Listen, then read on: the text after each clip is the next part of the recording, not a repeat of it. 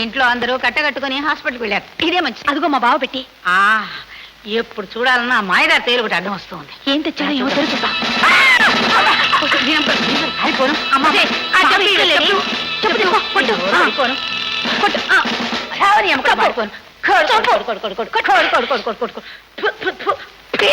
అమ్మా త్వరగా పెట్టి తెరి చూద్దాం.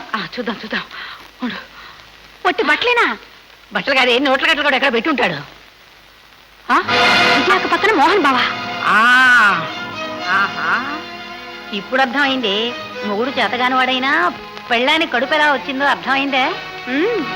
ఇప్పుడు దొరికిందే కీలకం. నా తల్లి, నా అమ్మి.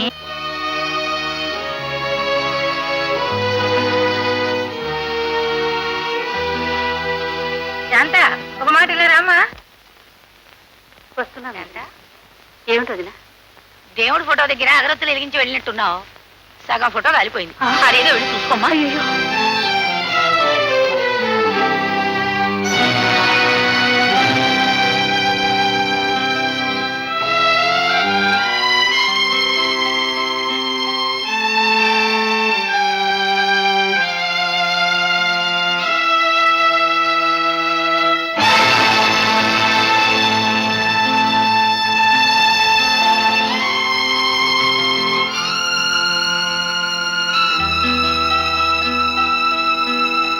విజయ. అత్తయ్య, మొదటిసారిగా నిన్ను చూసినప్పుడు రామాయణం చదువుతున్న నువ్వు సీతమ్మ తల్లిలా కనిపించావమ్మా. ఏమిటో ఈ మధ్య మనసు బాగాలేదు. రామాయణంలో ఈ ఘట్టం చదువు, కాస్త మనశ్శాంతి కలుగుతుందేమో. అలాగే అత్తయ్య. ముందుగా ఒక్క మాట నా ముందు అనినా, స్వామి కోసము ఇల్లు వీడి సాగిపోనా, వంశయశమును నిలుపని వనితయేలా, పతి మనమును ఎరుగని పడతియేలా. దాని అర్థమేమిటమ్మా? శ్రీరామచంద్రుడు సీతతో ముందుగానే ఒక్క మాట చెప్పి ఉంటే తాను తన స్వామి కోసం ఇల్లు వదిలి వెళ్లేదాన్నని, వంశగౌరవం కాపాడలేని స్త్రీ వ్యర్థమని. ఆ చివరి వాక్యం ఇంకోసారి చెప్పు. వంశగౌరవం కాపాడలేని స్త్రీ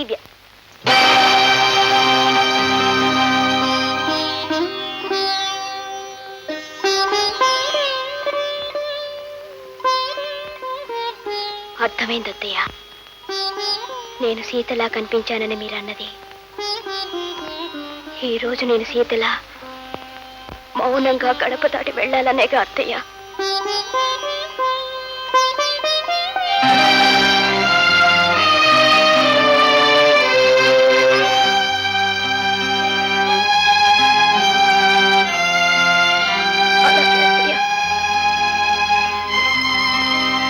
అమ్మా, ప్రమాద స్థితిలో ఉన్న నా భర్తకి సేవలు చేసుకునే అవకాశానికి దూరమయ్యాను. నా కడుపులోని బిడ్డకు తండ్రి నా భర్తే అని చెప్పుకోలేని హీన స్థితిలో ఉన్నానమ్మా. ఇప్పుడు అత్తవారింటి నుంచి దోషిగా బయటకు పంపబడుతున్నానమ్మా. నువ్వు తల ఉంచే ఉన్నావు. నువ్వు మాత్రం ఏం చెప్పగలవు?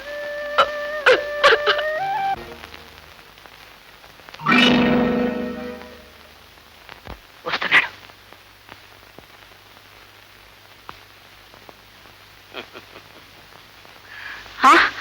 చచ్చిందా? అవునత్తయ్య, ఈ కొంపలో ఉండే మనుషులకి తనకంటే విషయం ఎక్కువ అని తెలుసుకుంది. ఓ తాడు తెచ్చుకుని ఉరేసుకు చచ్చిపోయింది. అయ్యో నా పిచ్చి తల్లి. అత్తయ్య, నా జానీ ఇంట్లో ఉండుంటే ఈ తేలుని ఉరిపోసుకుని ఇచ్చేది కాదు. విషమున్న మనుషుల చేతుల్లో అసలే చావనిచ్చేది కాదు. అయితే చచ్చింది నీ జానీ కాదు? నా జానీ క్లాస్మేట్ అత్తయ్య. అసలు జానీ నా జేబులో ఉంది.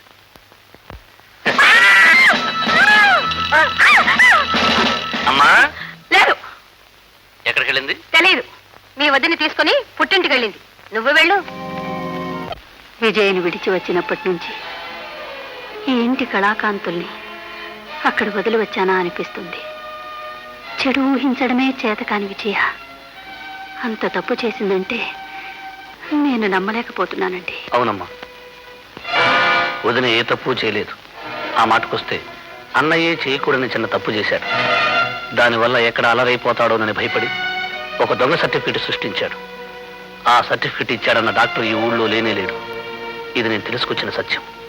నాన్నగారు, వదిన దేవత లాంటిది కనుకని గంపెడు అపవాదు నెత్తిని వేసుకుని గడప దాటింది. ఆగు. పచ్చి మాంసం పీక్కు తినే రాబందు భూతదై గురించి, పచ్చటి కాపురాల్లో చిచ్చుబెట్టే నైవంచుకుడు న్యాయాన్యాయాల గురించి మాట్లాడకూడదు. అది శాస్త్రం. అది కదా నాన్నగారు. ఏది కాదు, శాస్త్రాన్ని కాదండా నువ్వెవడివి? అసలు నీ ఏజ్ ఎంత? ఓ ఏజ్. ఆ ఏజ్ నీకొచ్చింది కనుక ఇన్ని విపరీతాలు తలపెడుతున్నావురా. నాన్నగారు, ఈ ఘోరానికి నీ జవాబేమిటి? మీరు అనుకున్నట్లు ఈ ఫోటోలో ఉన్నది వదిన కాదు, ఉష.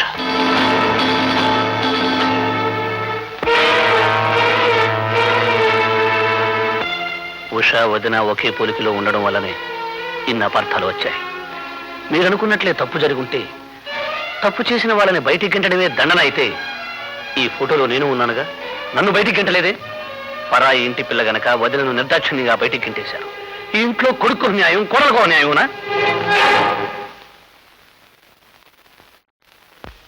మిస్టర్, లోపలికి వెళ్ళడానికి వీల్లేదు. నేను మధుసూదన్ తమ్ముణ్ణి. కావచ్చు, మీ ఇష్టం వచ్చిన సమయంలో వచ్చి ఖైదీని చూడడానికి వీల్లేదు. అన్నయ్యకు స్పృహ వచ్చిందని తెలిసి వచ్చారు. అతనితో అర్జెంటుగా మాట్లాడాలి. No, you can't. What is this? అతను మీ ఖైదీ కావచ్చు, కానీ నా అన్నని కలుసుకోవద్దని చెప్పడానికి మీరెవరు? ప్రమాద స్థితిలో ఉన్న నా అన్నని చూడడం ఘోరమైన నేరమా? ఆల్ రైట్ యంగ్ మ్యాన్, మీరు లోపలికి వెళ్ళొచ్చు. Thank you. ఏమిట్రా వాళ్ళతో తగాదాలు పడుతున్నావు? వాళ్లతో కాదు, నీతోనే పోట్లాడాలని వచ్చాను. నిన్ను చూసి కన్నీళ్లు కురిపించాలనే కాదు, నీ నాటకం బయటపడిందని, నీ తప్పు వెలుగులోకి వచ్చిందని చెప్పిపోతామని. మోహన్, ఒక ఆడపిల్ల బతుకు పాడు చేసి ఆ పాపంలో భాగం లేదని అది తేలిగ్గా అబద్ధం ఆడతావా? నేనంతా తెలుసుకున్నాను మిస్టర్. నువ్వు అరెస్ట్ అయిన రోజే వదిన గర్భవతిని తెలిసిపోయింది. వదిన తప్పు చేసి ఉంటే ఆడది రాక్షసం రుజువు అవుతుంది. తప్పు వదింది కాదు, నీది. నువ్వు ఏ డాక్టర్ దగ్గర నుంచి సర్టిఫికెట్ తెచ్చావో అది నువ్వు సృష్టించిన సర్టిఫికెట్, దొంగ సర్టిఫికెట్.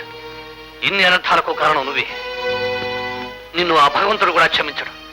ఇన్నాళ్ళు నా అన్న అని చెప్పుకోవడానికి గర్వపడ్డాను, ఇప్పుడు సిగ్గుపడుతున్నాను. తమ్ముడు, భగవంతుడి సాక్షిగా చెప్తున్నాను, నేను ఆ హత్య చేయలేదురా, చేయలేదు.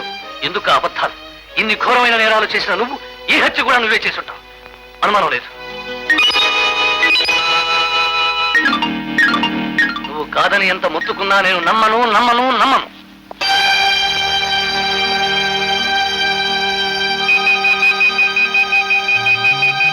అన్నయ్య, వదిలిపై పడరాని అభాండాలు పడ్డాయి. ఆమె పుట్టింటికి పంపివేయబడింది. వదిన కోసం నిన్ను తప్పించవలసిన అవసరం ఏర్పడింది కనుక ఈ రాత్రి 10 గంటలకు నిన్ను విడిపించడానికి మన కుటుంబం అంతా తరలి వస్తున్నాం. హత్యలు కొందరు మాత్రమే చేయగలరు. అన్నయ్య హంతకుడు కాదని మనందరికీ తెలుసు. ఈ ఇంట్లో తెలుసో తెలియకో మనమంతా వదినకు అన్యాయం చేశాం. తప్పైందని చెప్పి ఆమెను ఇంటికి తీసుకురావడం తేలికే. కానీ అన్నయ్య లేని ఇల్లు వదినకు దేవుడు లేని దేవాలయం లాంటిది.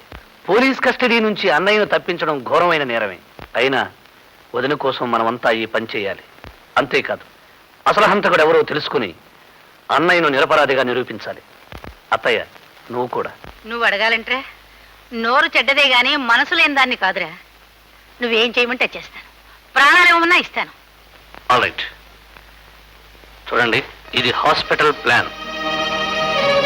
ఇది పోలీస్ కస్టడీలో అన్నయ్య ఉన్న గది. బుచ్చి, రమ, మీరు ఇక్కడికి రావాలి.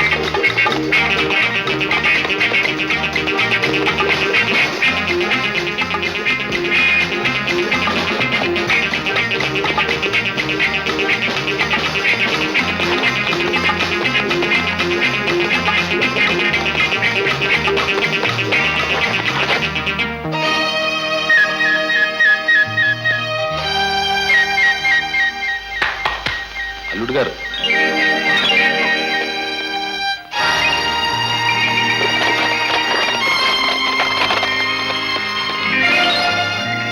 కాసేపు లోపటుండవయ్యా అల్లుడు గారు. అరుణ, నువ్వు తొందరగా ఇంటికి వెళ్ళు. శాంత, మనం ఇటు వెళ్దాం. రండి, ఇటు పద తొందరగా.